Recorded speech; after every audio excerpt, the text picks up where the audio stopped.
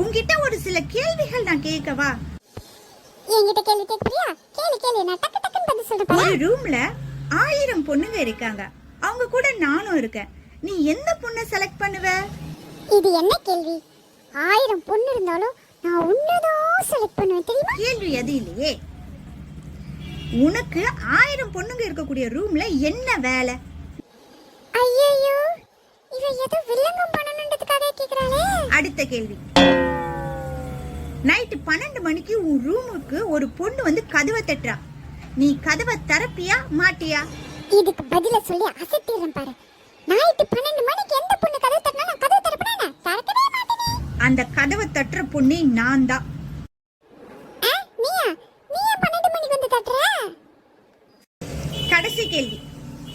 ஒரு பக்கம் உன்னோட ஃபேவரட், ஒரு பக்கம் நானு. எதை நீ செலக்ட் பண்ணுவ?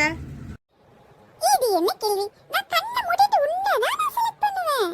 அப்போ நான் உன் ஃபேவரட் இல்ல அதானே?